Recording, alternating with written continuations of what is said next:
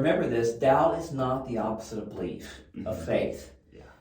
But, the opposite of belief is unbelief, lack of faith. But unresolved doubts will inevitably lead to unbelief. Hey guys, hope you're doing fantastic. Alex Lawrence here. Welcome to the Big Al Podcast, episode number 3 with Bill Finley. He is the area director of search here in the Raleigh area, and we will tell you a little bit about that. But super fired up. How you doing today? Doing great. Glad to be with you. Good. Well, Bill's used to be a pastor. He works with Search now, which we'll talk about. He's actually who baptized me. So with the Big Al Show, as I mentioned, life, business, spirituality. Obviously, you're a pro in the spiritual world in some sense. What you been up to? Hanging out, just making it happen, right? Yeah, I'm hanging out with you right now. That's right. All right, well, I want to take it back. So, Bill Finley, how long have you lived in Raleigh? I was born in Winston, but from age 3 was in the Raleigh area, so I grew up here. Gotcha. Tell me a little bit about how you grew up, what your childhood was like, what your family situation was like, all that fun stuff. Yeah, so my dad was in real estate, businessman. Good business. And most of my life was lived in the North Hills area when it was a middle-class mall before it was marvelously redone by John Kane Company. And so I remember biking up to the mall and so I grew up, there was 4 of us, and I have an older brother, older sister, and then a little sister. And so 2 parents married the whole time, and really a great family. That's awesome. I really have. I'm very close with all of them. My mom has passed away this past year. And and then my life, I went to Ravenscroft when it was just a country school. Yeah. And the road was just recently paved 4 years before up north of Northridge. Yeah. And when I started at Ravenscroft, I was in a trailer. Oh, wow. And so they were still building it. It's a very different feel than what it is. Yeah. So you weren't paying $15,000 a semester or whatever it was with the fancy buildings as much. $15,000. It was a long time ago. $14,000. It was a lot cheaper than that then, but it was significantly more. But, that's awesome. Yeah. And then you went. Did you go to college anywhere? And then graduated from there in 1982. Started at Wake Forest University. Wow. Demon Deacons. No Demon Deacons. That's awesome. Whatever Demon Deacon is.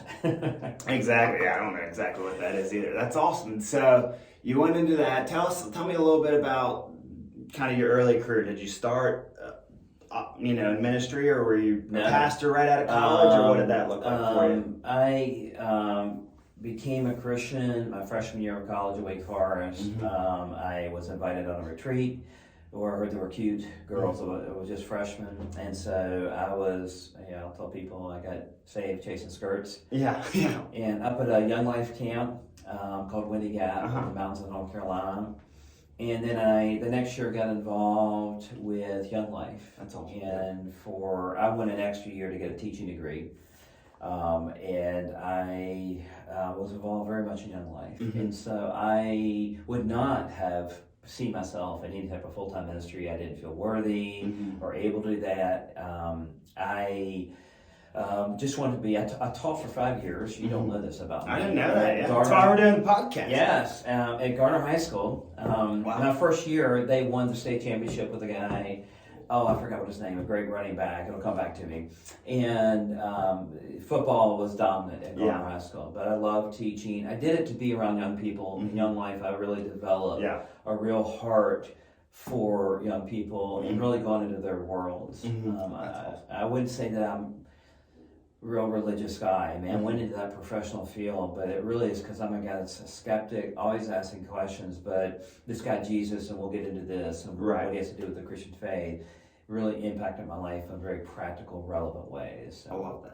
That's me. I love that. Yeah. And if you guys don't know who or what Young Life is, it's basically what they mainly do high school ministry. Is that right? Yeah, it's now with junior high. They do some stuff with college students, but it really started in the late 40s with a guy named Jim Rayburn who kids were not coming to his church, and he said, we really should be like Jesus who came into our world. We need to go to the world of high school students. Love that, yeah. And we want to be where they are. So I would go for Oh, 4 years of my college experience out to the high school. I'd meet kids after school. I'd go to their games and build. It's a relational ministry. Yeah, and it's a tough. I remember my Young Life leader. I did Young Life in high school, and it was, they always you got to be following up. It's kind of like a sales job for Jesus, I guess. Yeah. But it was pretty cool to see.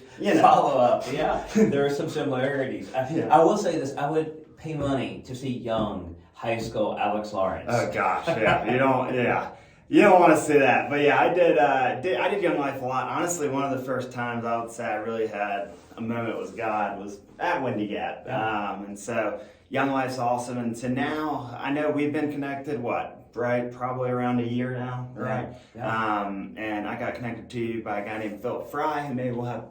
He'd be great to have on the podcast. Actually, I talked to him this afternoon. He said, "Please say hello to Alex." yeah, that's Phil, right? But and I got involved meeting Bill through Search. So I guess tell me a little bit about your journey as a pastor. Yeah. Maybe why you got out of it. Maybe not why you got out of it, but what led you being to Search. Yeah, so I was teaching, and I love studying about the Bible, and I had gifts in that, I felt.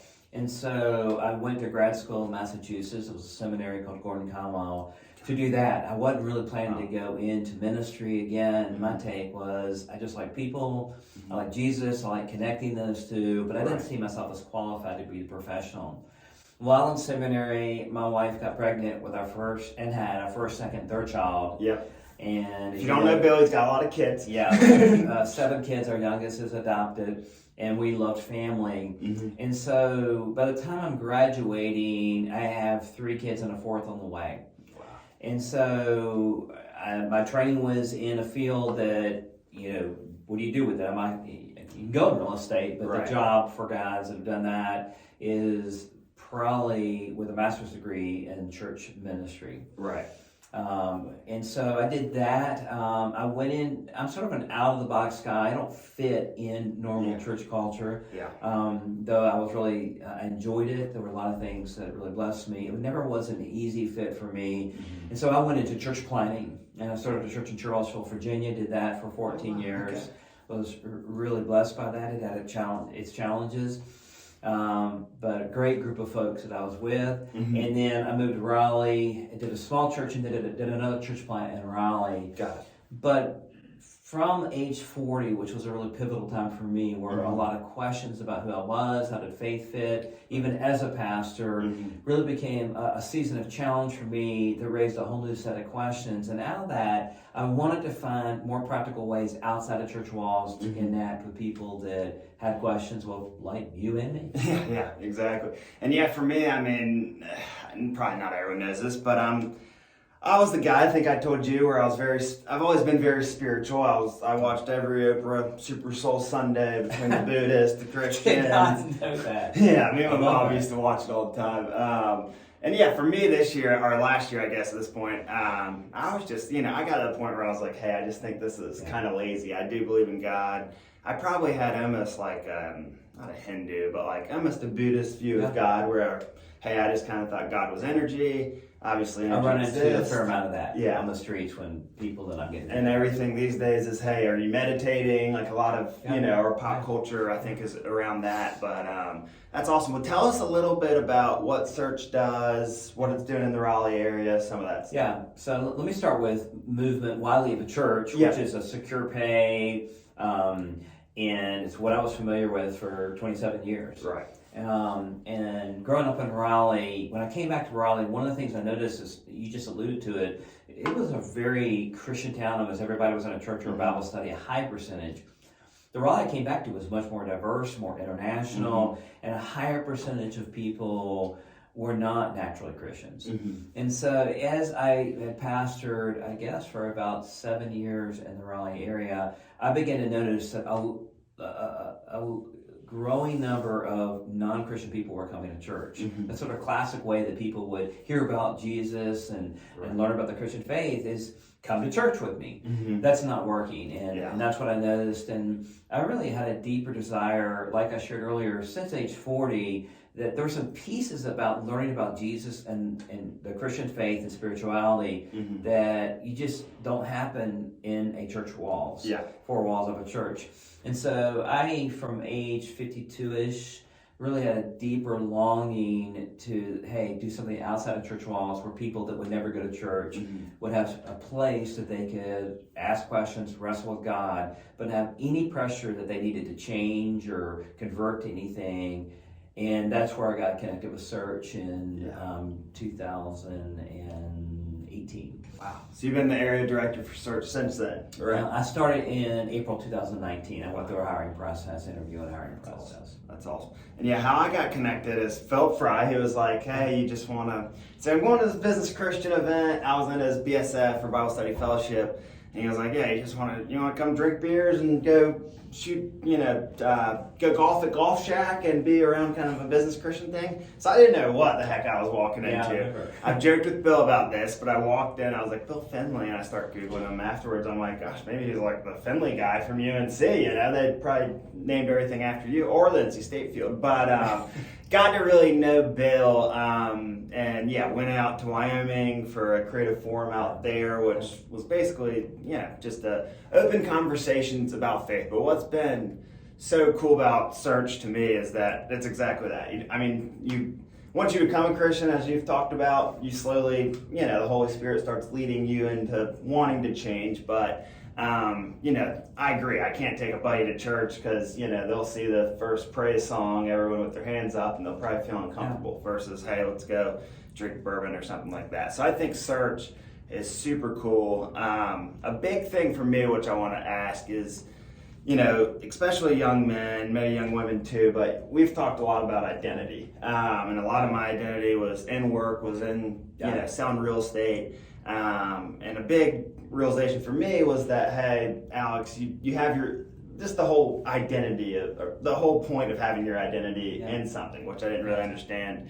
But I guess talk a little bit about what, where you think young folks right now, maybe not young folks, but young adults, young professionals have their faith in, or their identity in now. And, how do you think you kind of not change that, but how do you get the conversation? Well, you're younger than me, so let me start as I would in a Search group. Let me say one more thing about Search and then we'll get to this question, which is what attracted me to this organization is it's very much process. And so Search, in the most simple ways, it creates safe places for people to have conversations. Right.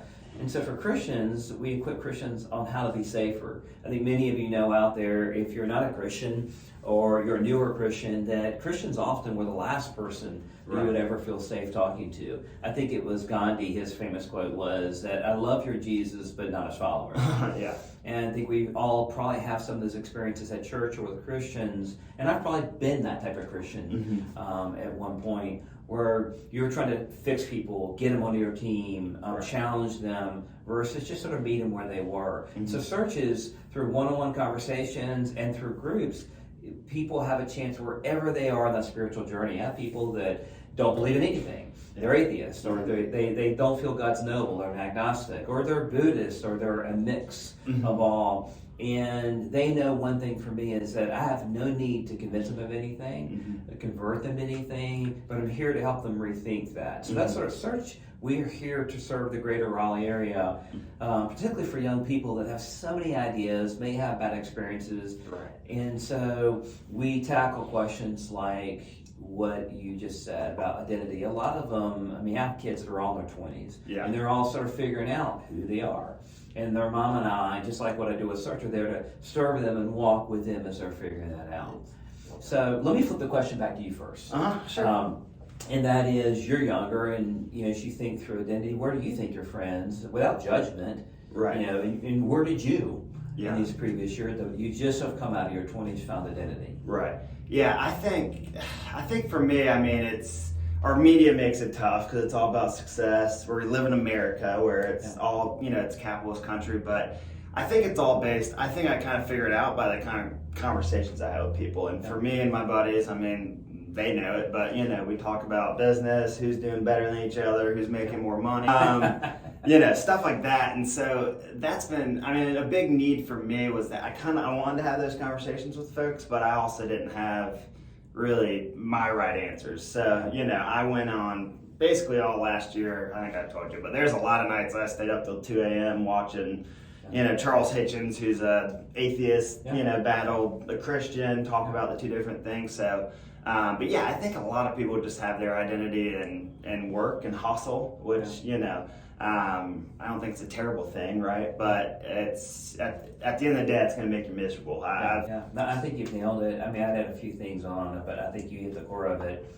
I mean, we all think back to high school. We want to be in the popular crowd, or maybe you don't want to be in the popular crowd, but it's how you look, how you dress, or you have the whole grunge crowd or goth crowd or whatever. We each are trying to figure out identities. I have a friend of mine, Tom Johnson, who works in Raleigh Young Life, and heard him say recently, today it looks like high school students are finding their identity by trying on every other type of identity.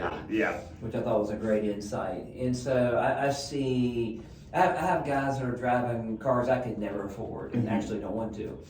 No judgment there. Right. And I'll ask them, but why do you have that car? You're driving a $80,000 car. It could be a Tesla, it could be an Audi, it could be BMW, Mercedes, etc. Right. And a lot of them did it because it was a dream they had when they were younger. Or they're trying to make $1 million by the time they're 30, and you ask them why, they don't know really why. You ask them a couple of follow-up questions. It could be nice things other people say about you, that you're just the best person in the world. It could be fame. Right. It could be that you've got a big house, you can impress people, you're at the right club.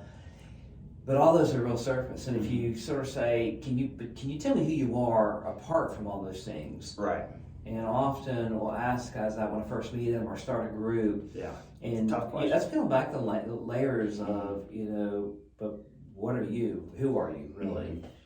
I love it's that. a great question. Yeah, and I think for me, I mean, kind of getting back to your last question, but for me, it was it's the two mountains of success. I got to, in my opinion, at least, for my work, I was successful. Right now, I have the condo I want to live in. I have the truck I want to drive. I have mostly the friends and people I want in my life, but I looked at that like a lot of my friends probably look at it, and I was still super depressed. I was still super lost like that.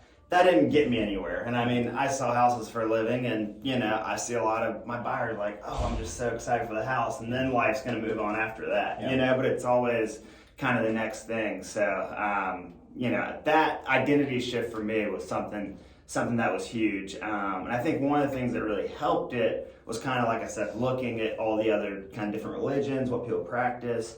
So I guess what helped me a lot was when you talked about God being a personal God, at least in Christianity. So can you touch on kind of how Christianity is different from some of the other religions? Yeah, that's a great question. And it's what attracted me to this particular worldview and this faith perspective, that most every religion, if not the major five for sure, which are Christianity, Judaism, Islam, Buddhism, and Hinduism. Then there's variations on all those. Right. Only one of those talks about a personal God. The others, it's a God that is distant or he's unknowable. I mean, Judaism does talk about a God who Yahweh was his personal, most intimate name. Today, Jews would probably be even offended by what I just said. Right. Because they wouldn't even pronounce that name. In their Bibles, when that name came up, they would say the word Adonai, which means Lord. Okay. And but all of them are really driven by performance, almost like the Greek gods, if you remember studying them in high school. And strong, powerful. Yeah, you would try to obey or do what they said, so they would do nice things for you. Or the religions, very primitive cultures, that you would give a sacrifice, or you would sacrifice a child in some extreme, right, or you would have sex at a temple. If you go to those big four, there's all sets of rules in them that you have to obey, but it's never that there's a God you know. If you're into Hinduism or Buddhism, it's sort of these energy forces, power, but it's not a God that is personal. And maybe to ask a follow-up question, which would be, what shows you in Christianity that God is personal? And that is the center point of the Christian faith. What sets it apart? And that is a person named Jesus. And it's not simply the cross, it's not simply the Bible. Most people, when I talk to them, and their feel of Christianity is it's a bunch of angry people, or bigoted people, or they know a lot about the Bible, they're Bible thumpers, or they don't drink. But that's really not the heart of Christianity. It is this person. It all hinges on this person of Jesus, and wrestling with and answering the question who Jesus was, who claimed to be a God and a divine person, but who had personhood. Mm-hmm. And he came and personally interacted and invites us into personal relationship with his Father, who is God in heaven. I love that. Yeah. And for me, I heard it, I think it was Erwin McManus. I was listening to some podcast, but he said in all other religions besides Christianity, you have to do things to get to God. Christianity, God's coming to you, which I thought was pretty cool. And, learning the power of grace, which, helped me out a lot, that, hey, I actually haven't been perfect, but I did this for you, Well, let me stop you. We'll do this like in a search group. You're using a fancy religious term I don't That's true. understand. And your listeners probably, like me, may not understand it, grace. Yeah. So define grace, Bill. Wait, did you just throw that back? I love that. A reverse allegation. So grace just, in its very most basic thing, means gift, or free gift. And so it's used by Christians to talk about the gap between who we are as imperfect, sinful, which by that word sinful I mean self-centered human beings, and really who we would like to be. Right. Like at any point, you've been around me enough that I may talk too much, or I may say a joke that hurts your feelings, or you don't have to be around me long, but I'm going to do something that will hurt you. Yeah. There's a gap between who I perfectly, loving, caring, focused on you would like to be, and who I really am. And that gap right there, the Bible, because of what Jesus did, his death and his life and his resurrection, I don't have to live the perfect life. Jesus has made it up. In your Erwin McManus quote, it's not about what we do. How'd you say it? It's not what we do to get to God. It's what God did to get to us. Yeah. Another quote similar to that I've heard is, it's not about what we do, it's about what God has done. Mm-hmm. Yeah. And so we don't live in the do mentality anymore, performance mentality. We live off of what God did through Jesus for us. And so that enables grace. He paid the price at the cross in his perfect life. I can stop performing, and a lot of people, I mean, the number of people that live with a tremendous amount of fear and anxiety. I'm one of them. Right. I was out of touch with it until about age 40 when I suffered a crash. And there's a lot of fear. Will you like me? Am I going to say something dumb with this podcast? Yeah. I'm going to drive away and my mind will be gone. I should have done that better. Yeah. And we all do that. Because of what Jesus did, we can live with grace, which is a free gift that God accepts us. Yeah. And if the most important person in being in the universe, God himself, our creator, he's okay with us, then we can live with other people not being okay. It gives us a place to live. So God's grace. No, I love free that. gift. I love that. Acceptance. Yeah.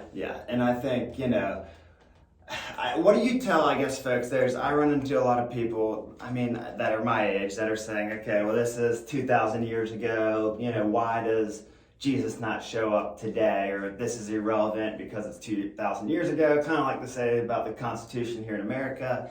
Like, why do you think Christianity has stood the time? And why even though it was 2,000 years ago, why do you think it's relevant today? Yeah, that's a great question. And believable, maybe. Yeah. So you're referring to Jesus showed up 2,000 years ago, right. And the second part of the Bible was written 2,000 years ago. The older part was written 3,000+ years in that. And how could something that old speak into my life? The first sort of cultural, philosophical statement or observation about that I would make is, that's assuming one thing, which is it knew this better. One of my majors in college I was a history major. I was history and English. And one of the things that you learn as you're studying history is that there is a bias from each present generation that newer and most recent is better. Yeah. And everything's getting better and better. Even though one study of history with an objective look will show you that the last full century that is recorded in history in our world is the deadliest, most horrific, catastrophic, from Pol Pot to Mao Zedong, to Hitler, to Stalin, just to name a few of the big names. Right. Did horrific, very evil things. And so newer is not always better is the first thing I would say. That's my observation. The question of, but how can something 2,000 years old be relevant? Right. And I think it's a very valid question. Christianity would say what happened and was talked about 2,000 years ago, the most important part of it is God came to live and dwell within us. Right. Some of you may have heard of the term Spirit or Holy Spirit, but that is God's presence that is within us. And that is the relevant thing. Somebody that is with you, that gets you, that gives you insight into you, that transforms who you are from the inside out. That is has very present, active, relevant parts. And for me, I was looking for a faith and a worldview, a philosophical system, I don't know about you as you were searching, for me, that was relevant and on the ground, it impacted me. Yeah. And so Christianity is so much more than about rules. It's about a person, as you talk about personal relationship, that is very, very relevant. And I think if you look at the ethic of Jesus, his call to love, and then to provision through the empowering Holy Spirit that I can begin imperfectly to love. Because that's my real problem, is that I am a self-centered son of a gun. And I wake up naturally go that way. And I'm not always a nice person. And sometimes I don't put a fish on my car because I'm ashamed sometimes if I drive. I'm better than I used to be. And so I think it's very relevant in some of the questions of who am I and answering that. But also, how do I live as a better person? And how do I live in a life of hope that I can give and live for justice and really important issues that I know your generation, because my kids are very interested in these things. No, and I think, and the last thing I want to touch on, then we'll get to the three big questions, is, I guess, the role of... Wait, the previous ones weren't big? I'm getting nervous. These are going to be personal, so... But for me, I want to get your thoughts on this, but for me, I mean, I don't... For example, if there was no... everyone's going to die, right? I could drive home on the way back from the office today and get hit by a car and die. And so what I've always said too is that, hey, for me, I want to know where I'm going. And even if hypothetically Christianity is fake, I don't understand why you wouldn't at least be optimistic versus saying, hey, I'm just going to go in a black hole. But what do you think afterlife, or how do you think afterlife, ties into Christianity? And me personally, I'm a big fan of near-death experiences, and I get that everyone could have one and write a book and become a millionaire, but I mean, they have tens and thousands of these on record now, of people dying, going to heaven, having very common themes like seeing the light, having a life review, stuff like that. So I guess, how do you think the afterlife ties to Christianity, and what are your thoughts on near-death experiences? That's the softball question? Yeah. It's a great question. There was something else you said earlier I was going to comment on, but let me just go right to the question for time's sake. I think it's a very valid question. Hold on, and I'll remember something that you said. Is that, even if Christianity isn't true, why, be somebody that doesn't believe in anything, or atheist or whatever. Right. I just want to say to an atheist, and this is nothing against you, that I get why some agnostics and atheists, and I had an episode like this for several months, a season while I was in college, pursue that. And it's not because they think it's such a hopeful and a great thing. Their phrase, and this is what drove me to my season of wrestling and skepticism my junior year in college, is intellectual honesty. They want to have the courage to be honest with really facts. And if there is no God and there is no meaning in life, and if there's no God, there is no meaning and purpose in life. I really appreciate skeptics like Hitchens and others that they face it, they're raw, and they're trying to get real answers. That's why I'm a search, because I think people are searching. And so I want to say, if that's where you are today, I really respect that. And I would say a second thing, I know this is probably not what you meant. Right. The Bible itself, through the Scott Paul, who was one of the writers of the New Testament book, said, if Christianity is not true, we are the most despairing and foolish people. And basically what he says in this section where he writes this is, there's no reason to continue to follow and believe it. Right. Eat, drink, be merry, be happy, because there's no real sense. I think there's value in Christian, truths and what they say, but it's a despairing reality. Sidebar. Back to your question about where does heaven and then experiences of afterlife, which would supposedly be in heaven. Let me define terms first. When the Bible talks about heaven, it is a reference to the place where God, who is spiritual, and particularly God the Father, Right. Has dwelled. He sits on a throne. He rules the whole universe. He did it before there was a material universe. God, yeah. And then the Bible talks, particularly the Christian faith, of God as three different persons in one entity. Which isn't an easy concept. It's not an easy concept, but they have personhoods, and so the idea of personhood and personal relationship was already existing. And the fancy term that Christians give for that idea is called the Trinity. Mm-hmm. And so what the Christians have brought to the table is this idea, and really revealed through Jesus, is that God is three persons, a community. And so God existed, Christians would say, in a divine community before matter happened. Mm-hmm. And so God is in heaven as spirit, Mm-hmm. and it's a place where he personally can relate with, right now we know, angels. Mm-hmm. And it then asks a second question, or begs a second question, which is, what happens to people when they die? Mm-hmm. That's a whole nother podcast. Yeah. But in short, both from the Jewish perspective that I think Christians would have continued in, is either some people would say that we're right in heaven and we're in the presence of God. Others would say that there is sort of a sleep state. And it's hard to tell, but it seems like that you're there in the presence of God without a body. Mm-hmm. And before I get to the near-death experience, I want to correct one thing that I often hear on the streets when people are talking about, for Christians, their ultimate, where everything in history is moving.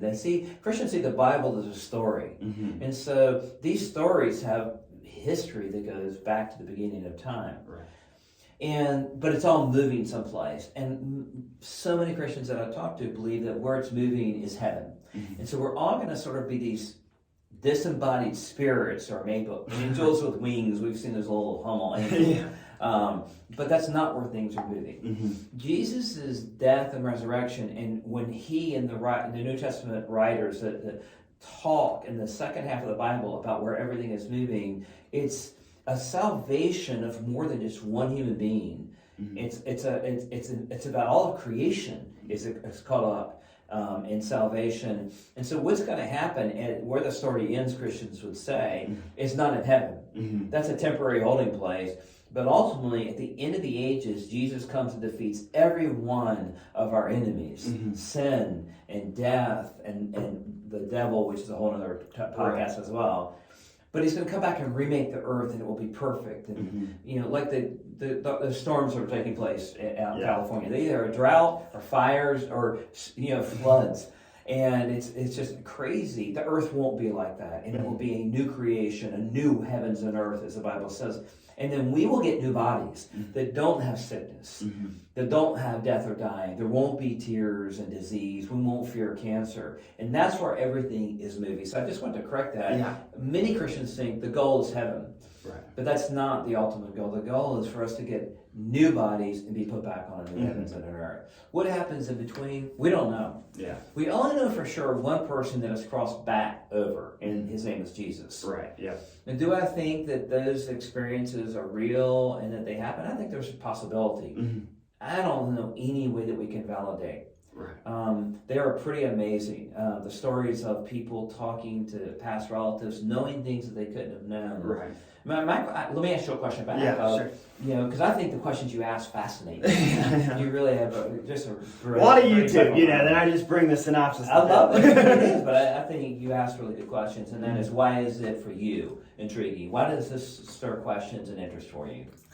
Because I guess just like every human, I want to know where I'm going, and I think it's probably getting back to my question of, hey, why does Jesus not show up today? There's probably even Bill baptized me, a couple months ago, but there's still, doubt and questions of mine of hey, what's going to happen after this? Because like I said, I think life's super temporary. I think of it as a test and a trust, as Rick Warren, who's a Christian, whatever, said. Yeah. But for, there's just some things that when I've read those stories, it's resonated with me because I'm like, okay, I do know why I'm here on earth. It gives me a little bit more purpose, and I think... Do you think it proves that the Bible and Christianity are true? No, I think it actually asks more questions. But I was watching a video last night that said, I think you do sleep, right? yeah. But it was talking about physicians, I think it was doctors or physicians, which one said they're theists versus, agnostic or atheist. And it's actually gone up tremendously over the last couple of years with some of the science and research. So that's why I was curious. I mean, because I think I've read some books on it. There's a lot of common themes. And then there's those things that you can't describe here on Earth. Hey, there was a shoe hanging from the top of the roof on the hospital, and Barbara saw it, while she was floating up to heaven, and no one could have known that was there. Stuff like that, which interests me. But I don't think they definitely give you all the answers. Obviously, we'll find out at some point. Well, let's touch on before you move on down. Yeah. We've had a lot of conversation. This may be helpful for your listeners. Right. Or if it's on YouTube, your watchers. Yeah. And that is this idea of doubt. I think a lot of people have this idea, at least from a Christian perspective, that doubt is a really bad thing. Mm-hmm. Yeah. And I want to reframe that for your listeners, and that is, maybe it isn't. I have become convinced that doubt actually can be a really good thing. Mm-hmm. Because if the topic that we're talking about is God and life, life is, I think most of us have a sense, much more dynamic. Right. That's why the atheist answers are not okay for me, because it's all broken down to just scientific X's and O's, and or what we can know is limited by what science can discover. Right. And I have a sense, what about love? What about meaning? What about purpose? That there's got to be more, and I'm searching for those answers. And God, as the Bible talks about him at least, is something that is infinite. He's omnipresent. So he's everywhere in an infinite universe at the same time. He's omniscient. He knows every fact you could ever know or think about, solve every calculus problem. Right. And that hurts me to even say the word calculus. And he is omniscient, omnipresent. He's all powerful, omnipotent.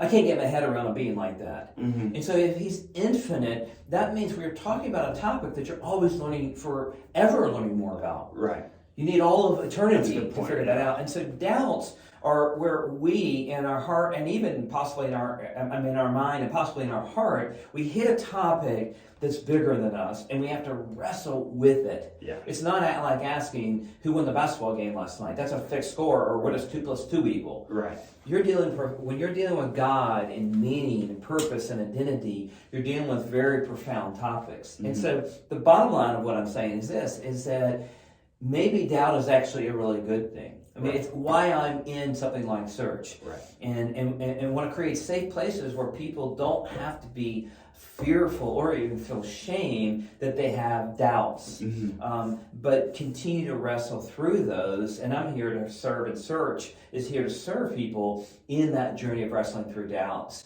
I think you've heard me say this quote. I remember in that season in my junior year of college, it was around evolution and is evolution true or God? And there's been a lot. That's a whole other podcast about that as well. We're not going to make this a Joe Rogan experience. We will not. We would never get off, and nobody would listen for 2 hours. But I was wrestling through that, and I remember my Young Life area director saying this to me. He said, "Hey, Bill, it's okay to have doubts." He planted that seed for me to really where I am today with doubts. But and remember this: doubt is not the opposite of belief, of faith. Yeah. But the opposite of belief is unbelief, lack of faith. But unresolved doubts will inevitably lead to unbelief. So you want to deal with them.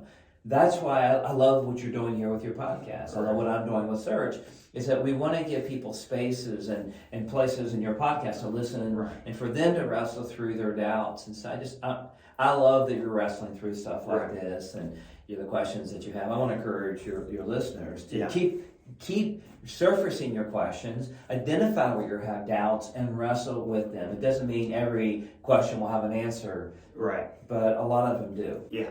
No, I think that's awesome, and I think for me, what really helped too is just like going out to someone like you or Philip, who not has the answers, but have dealt with the doubts, knows how to handle them.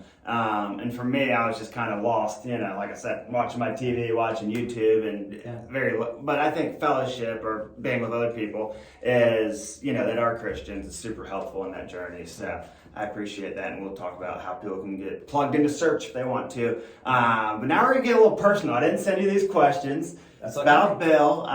They're the 3 big questions I ask everybody, so we'll get rocking. You can think about them for a second if you need to. Number 1, what's the best advice you ever gotten from whom? Well, it's got to be from my father. I've gotten so much good advice. I'm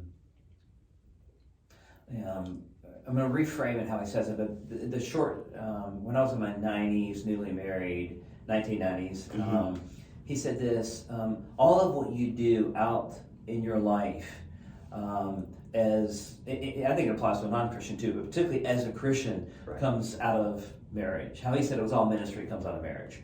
But ministry, really define that, it's just really serving what you do, who you really are out there. And it comes out of your marriage, and that piece of wisdom took me years to wrestle through. My dad would often give me wisdom that it took me years to wrestle with it. Back to, there we are, wrestling.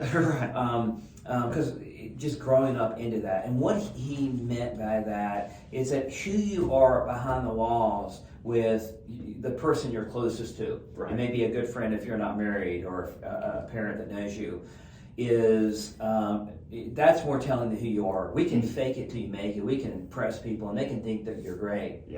But it doesn't mean that your spouse knows everything about you. But anyway. But it's how you relate with your family, with people that are close to you. I mean, if you're an a-hole to them, you're probably, let me give you one more that's easier. If I could give a second piece from this from my dad also. And this was like, when we moved back to Raleigh, and we were between jobs, my wife and I, and things were really tight financially. I just remember stress being in his house, and he said, "Hey, son, money's always the easy thing."